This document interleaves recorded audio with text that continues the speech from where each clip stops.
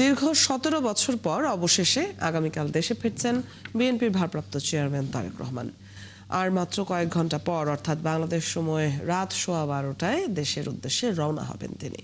সবকিছু ঠিক থাকলে আগামীকাল বেলা 11:55 হযরত শাহজালাল আন্তর্জাতিক বিমানবন্দরে পৌঁছাবেন তিনি। তার স্বদেশ প্রত্যাবর্তনকে ঘিরে আনন্দ উচ্ছ্বাসে ভাসছেন বিএনপির তৃণমূল থেকে শুরু করে সব স্তরের নেতাকর্মীরা। পূর্বাচলে প্রস্তুত হচ্ছে সংবর্ধনা মঞ্চ। 30 ফিট বাই 48 ফিটের বিশাল মঞ্চ প্রস্তুতির কাজ শুরু হয়েছে সেই 21 ডিসেম্বর থেকে। প্রিয় নেতাকে এক নজর দেখতে দেশের বিভিন্ন জেলা উপজেলা থেকে ঢাকায় আসছেন দলের নেতাকর্মীরা। তাদের অনেকেই রাত কাটাচ্ছেন খোলা আকাশের নিচে। এছাড়া মঞ্চের আশেপাশে ভিড় করছেন দলের বিভিন্ন স্তরের নেতাকর্মী সমর্থকরাও। তারেক রহমান ফিরে আসলে দেশের রাজনীতিতে ইতিবাচক পরিবর্তন আসবে বলে প্রত্যাশা তাদের। প্রিয় নেতার কাছ থেকে নতুন দিক নির্দেশনা পাবার আশা করছেন তারা। তারেক রহমানের প্রত্যাবর্তন স্মরণীয় করে রাখতে ব্যাপক প্রস্তুতি নিয়েছে দলটি। 300 ফিটে আয়োজন করা হয়েছে সংবর্ধনার। এরই মধ্যে প্রায় সব প্রস্তুতিই নেওয়া হয়েছে। সেখানে আছেন আমাদের সহকর্মী মাহিলা ইসলাম। তার সাথে যুক্ত হব সবশেষ খবরের জন্য। মাহিলা, সংবর্ধনার প্রস্তুতি কেমন দেখছেন? দীর্ঘদিন পর যেহেতু নেতা দেশে ফিরছেন, সেক্ষেত্রে তার নেতাকর্মীরা কি ধরনের প্রতিক্রিয়া জানাচ্ছেন? অদিতি, আপনাকে আসলে ধন্যবাদ। যেমনটি বলছিলেন, আসলে দীর্ঘ 17 বছর পর লন্ডন জীবন শেষ করে দেশে ফিরছেন বিএনপি ভারপ্রাপ্ত চেয়ারম্যান তারেক রহমান। তার এই আশাকে কেন্দ্র করে আসলে নেতাকর্মীরা বেশ উচ্ছ্বসিত এবং বেশ কয়েকদিন ধরে অনেক আগে থেকেই আসলে বিভিন্ন এলাকা থেকে বিভিন্ন জেলা থেকে নেতাকর্মীরা এখানে এসেছেন এবং তারা আসলে এখানে এসে নেতাকে একবার দেখার জন্য আসলে এখানে রাত কাটাচ্ছেন খোলা ছাদের নিচে এবং সকাল থেকে এখানে আসলে বেশ ভিড়। আর পেছনে আসলে দেখতে পাবেন যে আমার মঞ্চ তারেক রহমানকে সংবর্ধনা জানানোর যে মঞ্চটি সেটি পুরোপুরি আসলে তৈরি হয়ে গেছে। আর কিছু আনুষ্ঠানিকতা বাকি রয়েছে এবং সেখানে আসলে সিএসএফ এর প্রোটোকলও রয়েছে আসলে মঞ্চের উপরে, যেন মঞ্চের উপর আসলে কাউকে উঠতে দেওয়া হচ্ছে না। যদি একটু নেতাকর্মীদের সাথে একটু কথা বলি, দু একজন নেতাকর্মীদের সাথে তাদের উচ্ছ্বাস আসলে কতটুকু, এটা একটু বোঝানোর জন্য। আপনি কোথা থেকে এসেছেন? আমি চাঁদপুর ফরিদগঞ্জ থেকে আসছি কালকে। 17 বছর পরে আমার নেতাকে দেখবো, এই জন্য আমি আসছি। আমি অসুস্থ, ইনজুরি, তাও শুধু একটা নজর দেখবো বলে আমি একটু অপেক্ষা করতেছি। আগামীকালকে 11:50 উনি আসবে, ওই অপেক্ষা করে আমি এখনো পর্যন্ত আছি। আমি আছি দ্বীপ জেলা ভোলা থানার চরপেশন থেকে। গতকালকে আসছি প্রিয় নেতাকে দেখার জন্য। কালকে আগামীকাল 25শে ডিসেম্বর আমাদের বিএনপির ভারপ্রাপ্ত চেয়ারম্যান জনাব তারেক রহমান আগামীকালকে আসবেন। এই উপলক্ষে শুধু আশা, তারেক রহমান শুধু বক্তব্য শুনবো, বক্তব্য চোখে দেখার জন্য। আর আমাদের চরপেশন মনপুরা বিএনপির মনোনয়ন পাইছে দানিশ শীষের কান্ডারি নুসলাম নয়ন ভাইয়ের পক্ষ থেকে তারেক জিয়ারকে শুভেচ্ছা জানাই। আমি টাঙ্গাইল থেকে এসে আগামীকাল আইসি। আমি টাঙ্গাইল থেকে তারেক রহমান দেখার জন্য আইসি। আসলে যেমনটি বলছিলেন, আসলে শুধু নেতাকর্মী নয়, তৃণমূল বেশ সাধারণ মানুষও এখানে এসছেন যে তারেক রহমানকে একবার দেখতে পারলেও আসলে দেখার বিষয়। তার তিনি যে কথা বলবেন বা তিনি যে সাধারণ মানুষের সাথে যেই সংবর্ধনা নিজেও ভাগাভাগি করে নেবেন আনন্দ মুহূর্তটি, সেই মুহূর্তের সময় আসলে তার কণ্ঠস্বর একটুখানি শোনার জন্য হলেও আসলে এখানে সাধারণ মানুষের ভিড় রয়েছে। তো এই হচ্ছে 300 ফিট এলাকা থেকে এখনকার মতো পরিস্থিতি। অদিতি, মাহিলা, আপনার মাধ্যমে আমরা সেখানে উপস্থিত নেতাকর্মীদের বা সমর্থকদের কথাও শুনছিলাম। ধন্যবাদ যুক্ত হবার জন্য।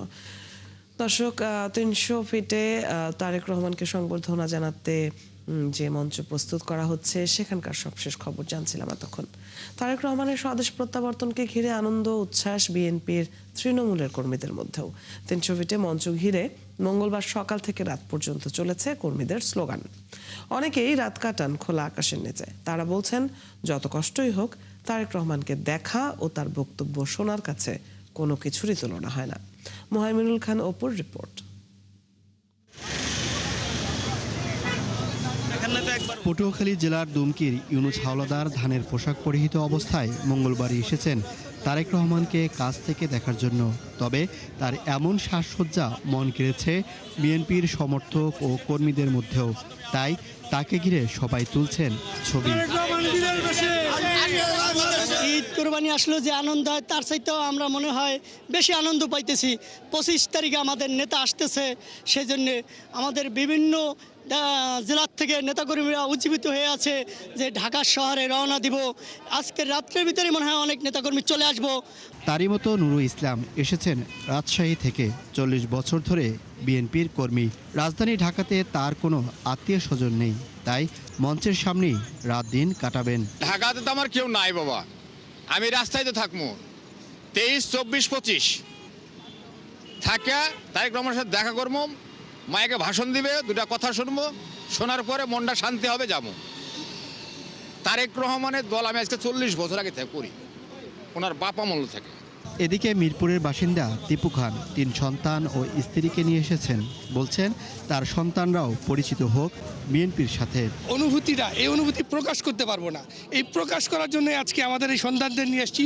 ভবিষ্যতে যেন এই বিএনপি গভর্নমেন্ট থাকে এবং আমাদের তারেক রহমান দেশকে একটা স্বর্ণের শহর বানাতে পারে। সকাল থেকে রাত পর্যন্ত 300 ফিটে বিএনপির নেতাকর্মীদের উচ্ছ্বাস, অপেক্ষা বৃহস্পতিবার দিনের।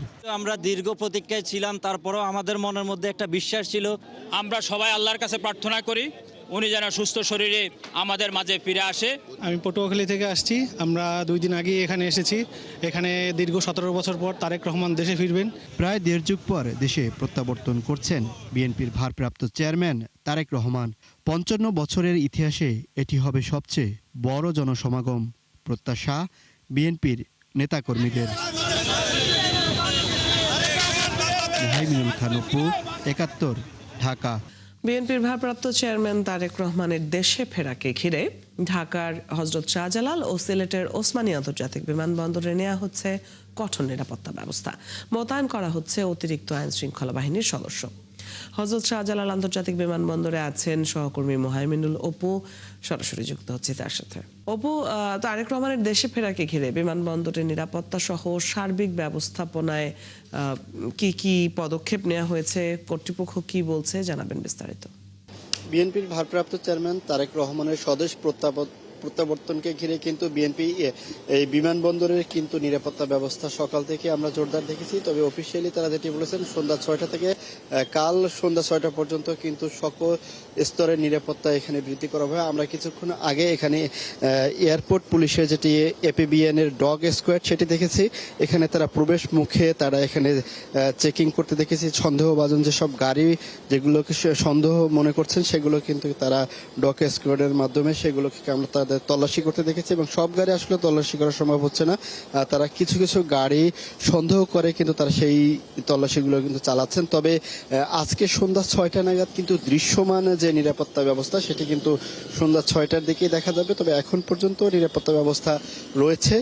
তবে জানেন যে কালকে কিন্তু 12:15টার দিকে তারেক রহমানের এই বিমানবন্দরে এসে পৌঁছানোর কথা রয়েছে এবং তাকে লাল গালিচার মাধ্যমে এখান থেকে বিএনপির সিনিয়র নেতৃবৃন্দ যারা রয়েছেন তারা তাকে লাল গালিচা দিয়ে এখান থেকে নিয়ে যাবেন। সেক্ষেত্রে কিন্তু প্রথমেই এই বিমানবন্দর থেকে 300 ফিট যেখানে মঞ্চ করা হয়েছে এই সড়কটা জুড়েই কিন্তু নিরাপত্তার চাদরে ঢেকে দিবে, ডিএমপি থেকে ঢেকে দেওয়া হবে এবং পুলিশের পাশাপাশি অন্যান্য যে প্রশাসনের সংস্থাগুলো রয়েছে সেগুলোও কিন্তু কাজ করছে এবং এই বিমানবন্দরে কিন্তু গোয়েন্দা সংস্থার যে সকল সদস্যরা রয়েছেন তারাও কিন্তু সকাল থেকে আমরা দেখতে পেয়েছি তারা বেশ এগুলো কিন্তু পর্যবেক্ষণ করছেন, ভেতরে প্রবেশ করছেন। সব মিলিয়ে বলা চলে যে এই হযরত শাহজালাল আন্তর্জাতিক বিমানবন্দরে কিন্তু একদিন আগ থেকেই যে নিরাপত্তা যেটি জোরদার সেটি কিন্তু আমরা দেখতে পাচ্ছি। তবে বেলা গড়ার সাথে সাথে এইটি আরও দৃশ্যমান হবে। তবে সন্ধ্যা 6টার দিকেই কিন্তু এই আসলে নিরাপত্তা ব্যবস্থা জোরদার করা হবে এবং এই যাত্রী সাধারণদের যেই নির্দেশনা দেওয়া হয়েছে বিমানবন্দর থেকে যেটি বলা হয়েছে যাত্রী ছাড়া কিন্তু তাদের সাথে কোনো তাদের আত্মীয় স্বজন এই এয়ারপোর্টে সন্ধ্যা 6টার পর থেকে কিন্তু প্রবেশ করতে পারবেন না। অর্থাৎ যারা বিভিন্ন দেশে যাবেন সে সকল যাত্রীরা কর্মীরাই কিন্তু এখানে আসবেন, সাথে কিন্তু কেউ আসতে পারবেন না। তবে সব মিলিয়ে বলা চলে যে নিরাপত্তা ব্যবস্থা এখন পর্যন্ত জোরদার রয়েছে। তবে এই বিমানবন্দর থেকে 300 ফিট এবার কেয়ার হাসপাতাল এবং গুলশানের বাসভবন এবং অফিস সব সড়কগুলোতেই কিন্তু পুলিশের নিরাপত্তা ব্যবস্থা জোরদার থাকবে পুলিশের পক্ষ আপনার কাছ থেকে। থেকে আমরা জানছিলাম নিরাপত্তা ব্যবস্থা নিয়ে। ধন্যবাদ যুক্ত হবার জন্য। দর্শক, বিমানবন্দরের নিরাপত্তা ব্যবস্থা নিয়ে জানছিলাম সবশেষ খবর। বিএনপি ভারপ্রাপ্ত চেয়ারম্যান তারেক রহমানের দেশে ফেরা ঘিরে ঢাকার হযরত শাহজালাল ও সিলেটের ওসমানী আন্তর্জাতিক বিমানবন্দরে কঠোর নিরাপত্তা ব্যবস্থা নেওয়া হচ্ছে। মোতায়েন করা হচ্ছে অতিরিক্ত আইন শৃঙ্খলা বাহিনীর সদস্য।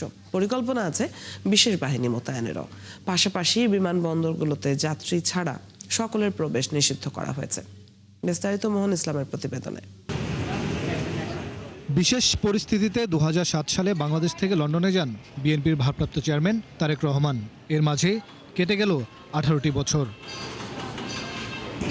অবশেষে জল্পনা কল্পনার অবসান ঘটিয়ে দেশে ফিরছেন বিএনপির এই শীর্ষ নেতা, যার একক নেতৃত্বে দীর্ঘ সময় ফেসিবাদের বিরুদ্ধে সংগ্রাম করেছে কোটি কোটি মানুষ।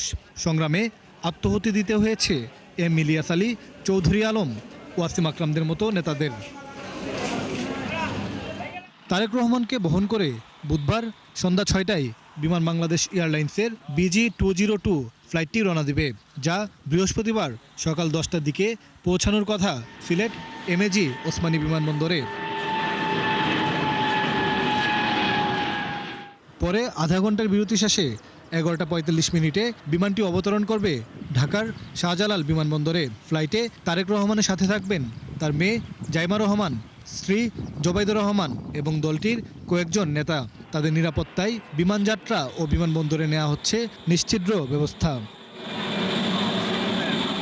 এরই মধ্যে ফ্লাইটের ক্রুদের অতীত ও পারিবারিক পরিচয় শনাক্তে কাজ করছে গোয়েন্দারা।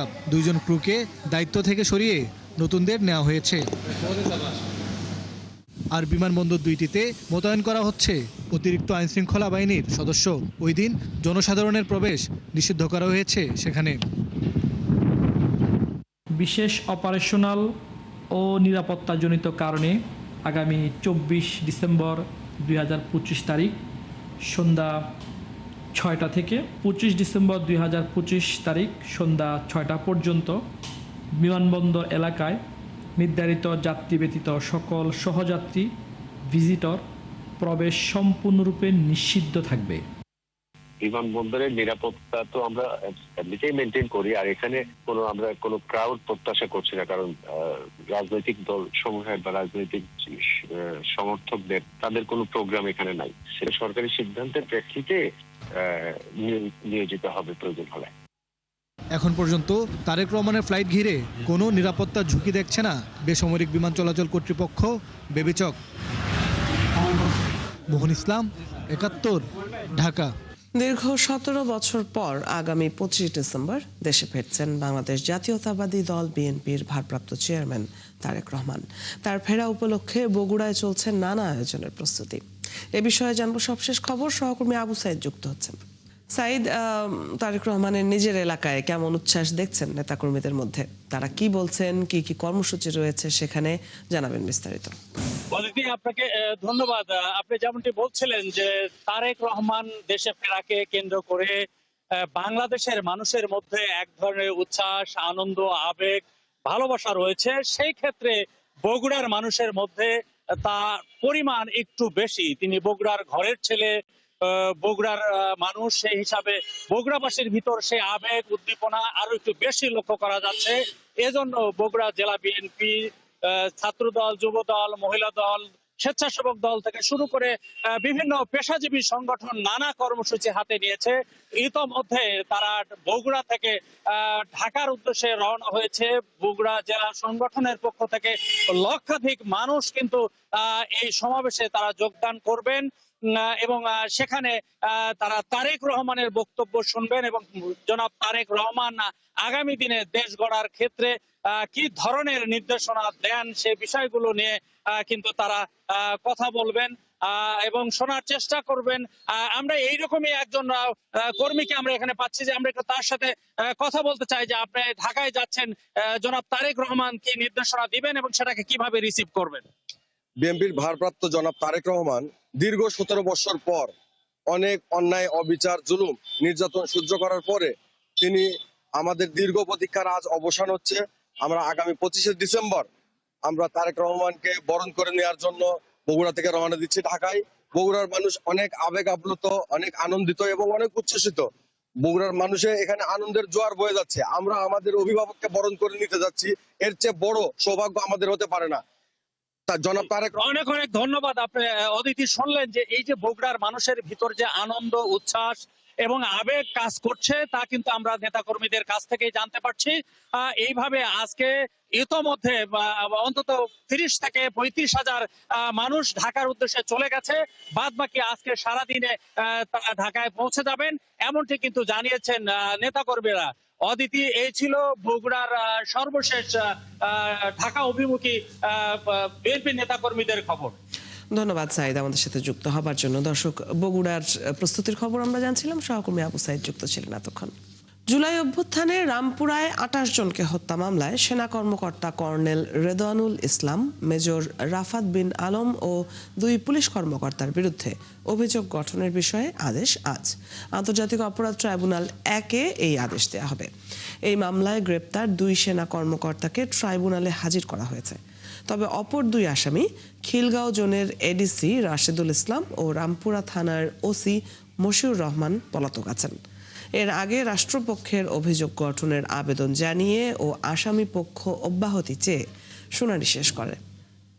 শুনানিতে রাষ্ট্রপক্ষ বলে, আন্দোলন দমনে সরাসরি ছাত্র জনতাকে গুলি করেছেন কর্নেল রেদওয়ানুল ইসলাম, যা বিভিন্ন ভিডিও ফুটেজে দেখা যায়। এছাড়াও ট্রাইব্যুনাল 2-এ কুষ্টিয়ায় 6 জনকে হত্যা সহ মানবতা বিরোধী অপরাধের মামলায় হাসানুল হক ইনুর বিরুদ্ধে সাক্ষ্য গ্রহণ অনুষ্ঠিত হবে। ট্রাইব্যুনালে হাজির করা হয়েছে তাকেও। আসন্ন সংসদ নির্বাচনের জন্য অধীর অপেক্ষায় আছেন ঝালকাঠির মানুষ। বিশেষ করে নারীদের প্রত্যাশার তালিকাটা এবার একটু বেশি। তারা চাইছেন সুষ্ঠু, সুন্দর এবং উৎসব মুখর একটি নির্বাচন, যেখানে নির্বিঘ্নে তাদের পছন্দের প্রার্থীকে ভোট দিতে পারবেন। সেই নারীদের সামাজিক নিরাপত্তা, চলাফেরায় স্বাধীনতা, কর্মসংস্থানের সুযোগ চান তারা। তরুণ সরকারের তথ্য ও ছবিতে প্রতিবেদন। আসন্ন নির্বাচন নিয়ে ব্যাপক উৎসাহে আছেন ঝালকাঠির নারী ভোটাররা। পুরুষের পাশাপাশি নির্বাচন নিয়ে ভাবছেন তারাও। বড় হচ্ছে তাদের প্রত্যাশার তালিকা। জেলার নারী ভোটাররা চাইছেন এমন একটি পরিবেশে নির্বাচন অনুষ্ঠিত হোক, যেখানে নির্বিঘ্নে তারা কেন্দ্রে যেতে পারবেন এবং তাদের পছন্দের প্রার্থীকে ভোট দেবেন। আমরা বাংলার জনগণের শান্তি চাই। আমরা শান্তিতে ভোট দিতে চাই, নিরিবিলি ভোট দেব। আমার ভোট আমি দেব, যাকে খুশি তাকে দেব। তবে শুধু ভোটের সময় নয়, সামাজিকভাবে নিরাপদ থাকতে চান নারীরা। তারা চান এমন নারীবান্ধব সরকার আসুক, যারা নারীদের শিক্ষা, চলাফেরায় স্বাধীনতা এবং কর্মসংস্থানের সুযোগ বাড়ানোর ব্যবস্থা করবে। নির্বাচনটা সুষ্ঠু, স্বাভাবিক হোক, সেখানে নারীর ভোটার অধিকার জানি আরও গতিশীল, জময় হয়, এটাই আমরা প্রত্যাশা করি। কিন্তু সবাই কিন্তু একটা আতঙ্কে আছে। এই আতঙ্কটা আমরা না থাকি, আতঙ্কের বাইরে আমরা জানি বিকশিত হতে পারি। আমাদের নারীদের মূল্যায়ন যারা করবে এবং সুন্দর সুষ্ঠুভাবে নির্বাচন পরিচালনা করবে, এটাই আমার প্রত্যাশা। আর জেলার নারী নেত্রীরা বলছেন, দেশের অর্ধেক ভোটারই যেহেতু নারী, তাই সকল পর্যায়ে সিদ্ধান্ত গ্রহণে নারীদের গুরুত্ব নিশ্চিত করতে হবে। তা না হলে দেশের কাঙ্ক্ষিত অগ্রগতি সম্ভব নয়। নির্বাচনেও আমাদের একটা গুরুত্বপূর্ণ ভূমিকা থাকা উচিত এবং সমাজে যারা সমাজপতি বা নির্বাচনের যারা রাজনৈতিক কর্মকাণ্ডের সঙ্গে জড়িয়ে আছেন, তাদেরও আমাদের নারীদের যথাযথ মূল্যায়ন করা উচিত। অধিক মাত্রায় প্রার্থী যেন নারী প্রার্থীরা আসতে পারেন বা নারী প্রার্থী হতে সুযোগ সৃষ্টি হয়, এটা চাই। ঝালকাঠির 2টি সংসদীয় আসনে এবার ভোট দেবেন 5,76,808 জন ভোটার। এর মধ্যে নারী ভোটারের সংখ্যা 2,88,048 জন। মনিরা কাজুরি, 71। চাষাবাদের মৌসুমে প্রয়োজনীয় সার পাচ্ছেন না কৃষকরা। তাদের অভিযোগ, সরকার নির্ধারিত দামের চেয়ে বেশি দামে সার বিক্রি করছে। এতে উৎপাদন খরচ বেড়ে দুশ্চিন্তায় পড়েছেন কৃষকরা। আর কৃষি বিভাগ বলছে, কৃষকদের চাহিদা অনুযায়ী সার দেওয়ার জন্য মনিটরিং বাড়ানো হচ্ছে। আসিফ ইকবালের তথ্য ও ছবিতে প্রতিবেদন। মেহেরপুর সদর উপজেলার শেখপাড়ার কৃষক আবুল হোসেন এবছর ১৩ বিঘা জমিতে পেঁয়াজ, ১০ বিঘায় কপি এবং পাশাপাশি ১০ বিঘা জমিতে আলু চাষ করেছেন। তার অভিযোগ, চাষের জন্য পটাশ সার কিনতে গিয়ে বারবার ডিলারের গোডাউন থেকে খালি হাতে ফিরতে হয়েছে। গোডাউনে সার থাকা সত্ত্বেও নির্ধারিত দামে তা দেয়া হচ্ছে না, বেশি দাম দিলে তবেই মিলছে সার। একই রকম অভিযোগ করছেন জেলার অন্যান্য কৃষকরা। সারের ক্ষেত্রে বস্তা প্রতি 400 থেকে 600 টাকা পর্যন্ত বেশি দিতে হচ্ছে, যে কারণে উৎপাদন খরচ বাড়ছে। আমার কাছে এনআইডি কার্ডে আমাকে 1 বস্তা থেকে 2 বস্তা সার দিতে, এই সারগুলো তো আমার এতগুলো আবাদ উঠবে না, আর এই সার প্রয়োগ না করতে পারলে আমার ফলন হবে না।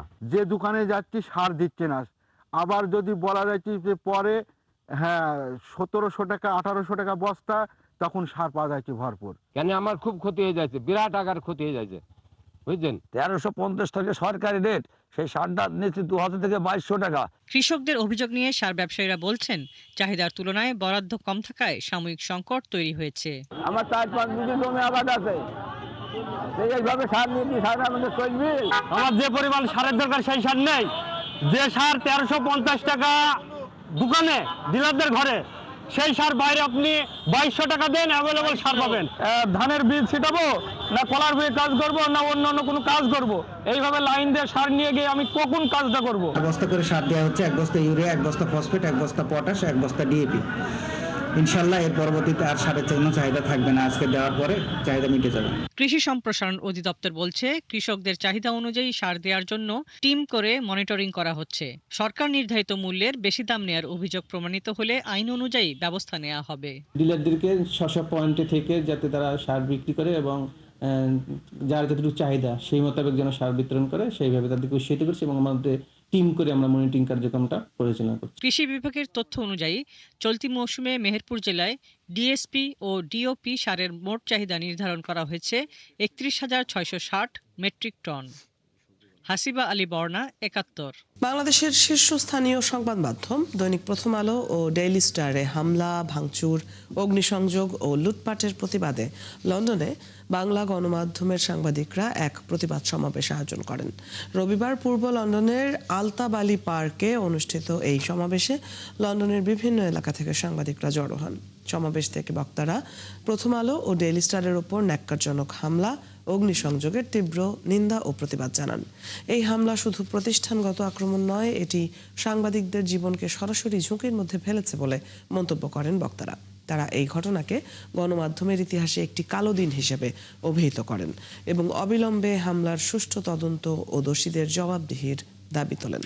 কুয়েতের শ্রমবাজারের পরিস্থিতি নিয়ে আলোচনা সভা অনুষ্ঠিত হয়েছে কুয়েত বাংলাদেশ প্রেস ক্লাবের আয়োজিত আবু খলিফা রিসোর্টে। এই সভা অনুষ্ঠিত হয়। সভায় বক্তারা বলেন, বর্তমান বৈশ্বিক পরিস্থিতিতে অদক্ষ শ্রমিকের চেয়ে কারিগরি দক্ষতা সম্পন্ন জনশক্তির চাহিদা বেশি। তাই ভিসা বাণিজ্যের নেতিবাচক প্রভাব কাটিয়ে উঠতে এবং রেমিটেন্স প্রবাহ সচল রাখতে প্রবাসীদের আরও বেশি সচেতন হতে হবে। এ সময় কুয়েতের শ্রম আইন মেনে চলা এবং অবৈধ কর্মকাণ্ড থেকে বিরত থাকার জন্য সকল প্রবাসীর প্রতি আহ্বান জানানো হয়। এতে উপস্থিত ছিলেন প্রেস ক্লাব কুয়েতের ভারপ্রাপ্ত সভাপতি আল আমিন রানা, সাধারণ সম্পাদক আহ জুবেদ সহ বিভিন্ন সংগঠনের নেতারা। পর্দা উঠল 3 দিন ব্যাপী চতুর্দশ কত্থক নৃত্য উৎসবের। প্রতি বছর পৌষের নির্দিষ্ট তারিখে সারা দেশের কত্থক শিল্পীদের অংশগ্রহণে এই নৃত্য উৎসবের আয়োজন করে কত্থক নৃত্য সম্প্রদায়। মঙ্গলবার সন্ধ্যায় রাজধানীর বেইলি রোডে বাংলাদেশ গার্লস গাইড মিলনায়তনে উৎসবের উদ্বোধনী সন্ধ্যায় নৃত্যশিল্পী নীলুফার ওয়াহিদ পাপড়িকে জিনাত জাহান স্মৃতি সম্মাননা পদক দেওয়া হয়। এ সময় কত্থক নৃত্য গুরু সাজু খাদেম বলেন, নাচ শুধু বিনোদন নয়, নাচের মাধ্যমে শিশুরা নিয়মানুবর্তিতা ও সৃজনশীলতার শিক্ষা পায়। সুমনা সুমির প্রতিবেদন।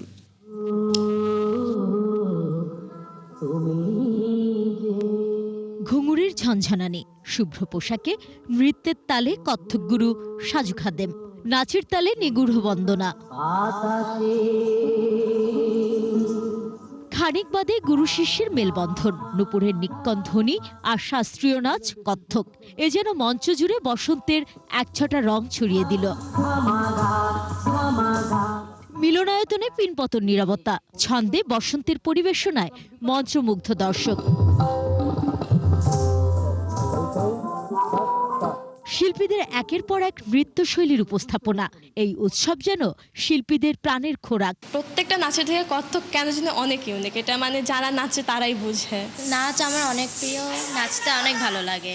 আমরা প্রতিটি বছর আমরা অপেক্ষায় থাকি যে আমাদের কবে এই সুন্দর উৎসবটি হবে, কথক নৃত্য সম্প্রদায়ের এই কথক উৎসবটি কবে হবে। সেমিনার আছে, এছাড়া আরেকটা আছে আলোচনা, সেটা চলবে আর কি 3 দিন ব্যাপী। মঞ্চের পেছনেও চলছিল অনুশীলন।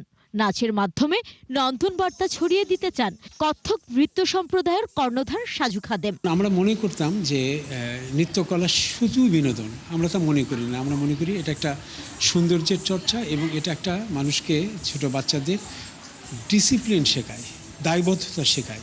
নৃত্যশিল্পী নীলুফার ওয়াহিদ পাপড়ি এ সময় সাংস্কৃতিক আগ্রাসন বন্ধের আহ্বান জানান। একটা দেশের, সেই দেশের জাতির মেরুদণ্ড হচ্ছে তার সংস্কৃতি। আর যদি মেরুদণ্ডকেই ভেঙে দেওয়া হয়, সেই জাতির অস্তিত্ব কি থাকবে? একটা সংস্কৃতি ছাড়া একটা দেশ চলে কি করে?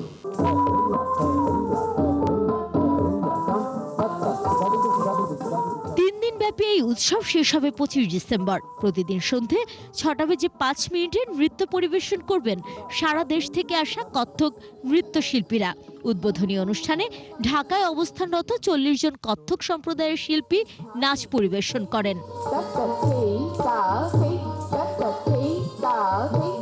সুমনা সুমি, 71, ঢাকা। চলছে সংবাদ সংযোগ। সরাসরি সংবাদ অনুষ্ঠান দেখতে চোখ রাখুন 71-এর ফেসবুক পেজে এবং সাবস্ক্রাইব করুন 71-এর ইউটিউব চ্যানেল। থাকুন 71-এর সাথে।